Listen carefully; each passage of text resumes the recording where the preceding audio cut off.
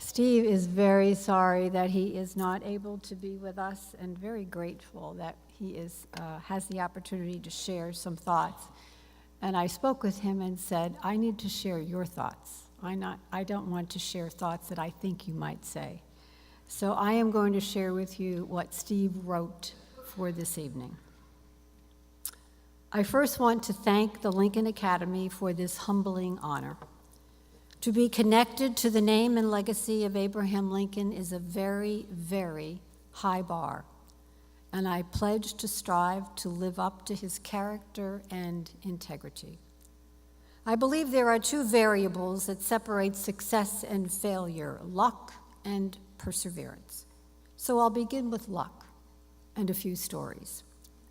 While in elementary school, my parents bought an Apple II computer. That was how I learned to type on a QWERTY keyboard, how I learned what a programming language was, and how I learned to create something useful from a huge investment of time and a lot of typing. Access to a computer at the dawn of the personal computing age was luck, and I spent most weekends with my computer and my ideas. When I was a freshman in high school, I heard about the Illinois Math and Science Academy. I didn't know much about it, but the idea of being immersed in an innovative and dynamic learning environment where all the students had a passion for math and science was incredibly exciting.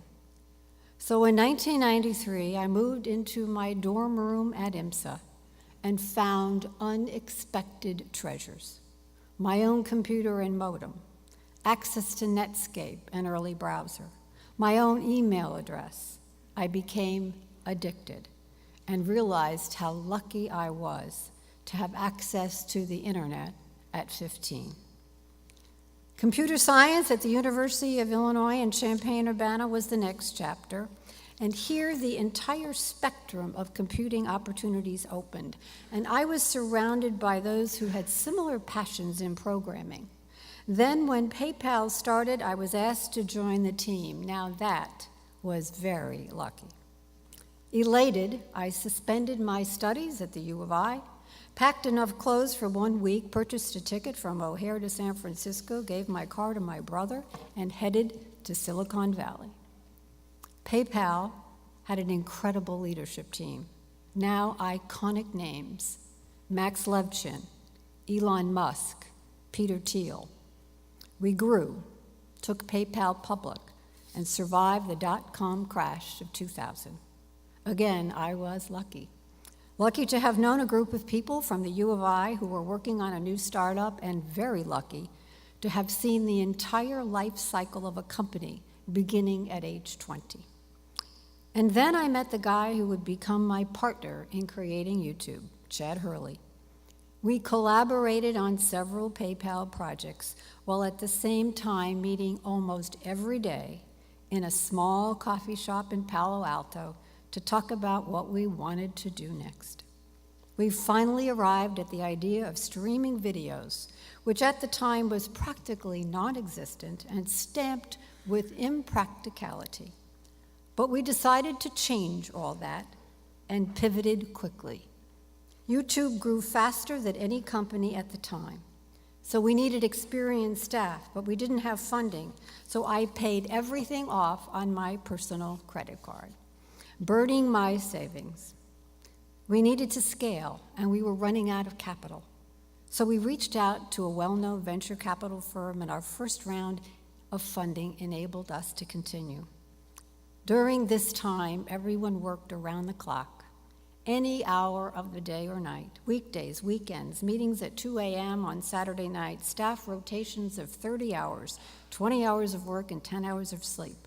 We faced countless challenges, legal, copyright, scalability, but through an incredible team and a credit card, we emerged.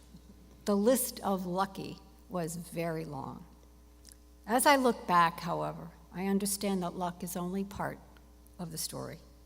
It may get us to the door, but we choose whether to walk through it or not. And that requires commitment and persistence. There are plenty of really great ideas that never take off because the first courageous step of taking a chance to the unknown was never taken. Plenty of entrepreneurs give up after their first failure. They quit after their first strike. The parade of successful innovators and entrepreneurs will continue. The details of their stories will be different, but I believe the common thread will be perseverance. I encourage all young people here tonight that if you see a solution to a problem, take that first step. Swing that bat enough times, and you will hit a home run. And when you do, it will not be because of luck, but because you stayed in the game and you didn't give up.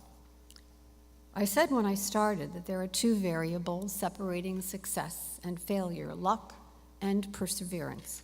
But there's actually one more: gratitude and generosity. To be truly successful, we must remember where we came from, and we must give back and help lift up others so that they too can become lucky. Thank you for this honor.